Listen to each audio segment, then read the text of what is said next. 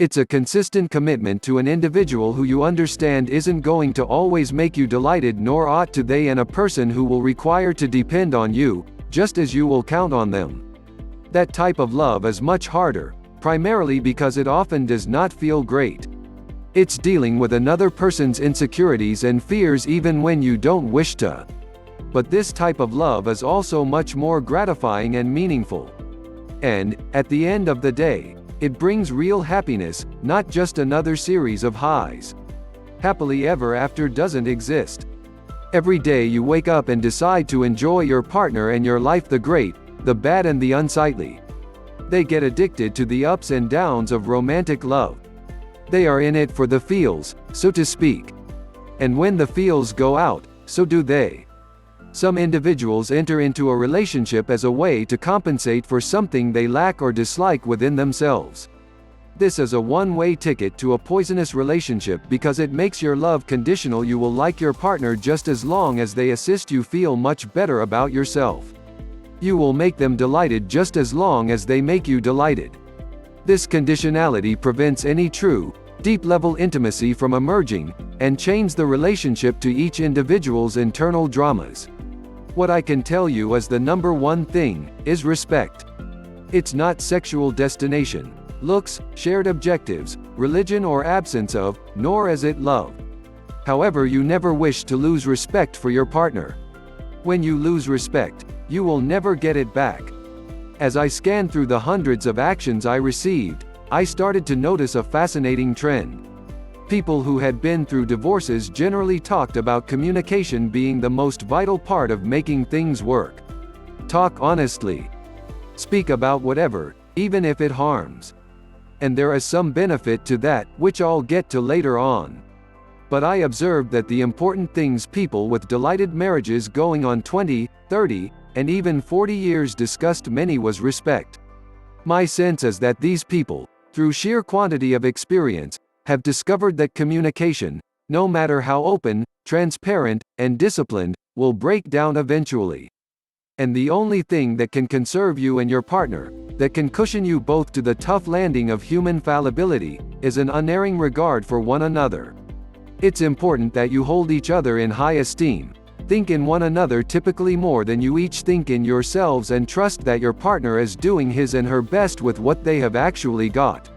You will evaluate your partner's options, and encroach on their independence.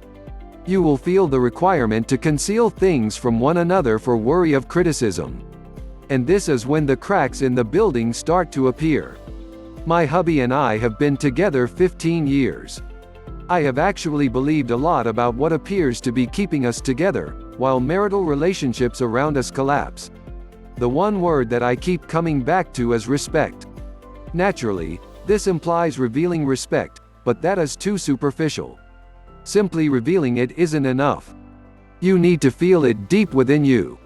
Since without that self-respect, you will not feel worthy of the respect paid for by your partner, you will be reluctant to accept it, and you will find ways to undermine it.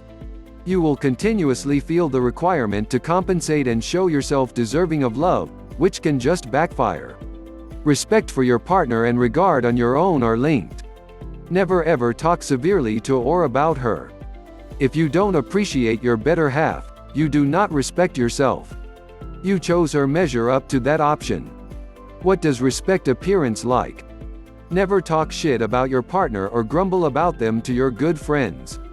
If you have an issue with your partner, you need to be having that discussion with them, not with anyone else. Regard that they have various pastimes, interests, and perspectives. Even if you would invest your time and energy in a different way, doesn't imply it's better or worse. Respect that they have an equivalent say in the relationship, that you are a team, and if someone on the group is not happy, then the team is not prospering. If you are actually in this together and you appreciate one another, everything needs to be fair game. Have a crush on someone else? Discuss it. Laugh about it. Had an odd sexual fantasy that sounds ridiculous? Be open about it. Nothing ought to be off limits. We always speak about what's troubling us with each other, not with anybody else. We have many pals who remain in marriages that are not working well, and they inform me all about what is incorrect. If you can determine a way to be able to constantly talk with your partner about what's badgering you, then you can work on the concern. There can be clears. Secrets divide you. Always. I receive numerous emails from viewers weekly asking for life suggestions. A large percentage of these emails include troubles in romantic relationships. Then come back and ask again. If something troubles you in the relationship, you should want to say it aloud. Doing so builds trust, and trust develops intimacy.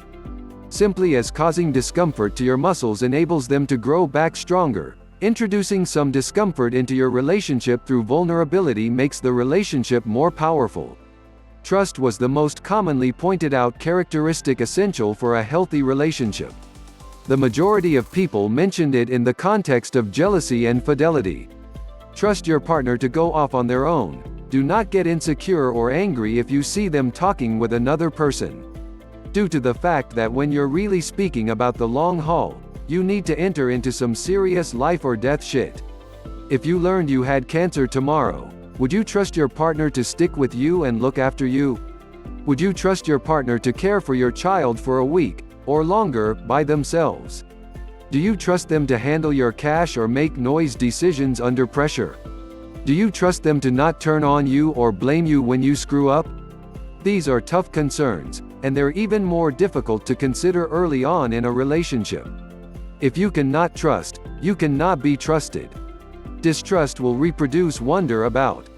If your partner is always snooping through your stuff, implicating you of doing things you didn't do, and questioning all of your decisions, naturally, you will start to question their objectives also.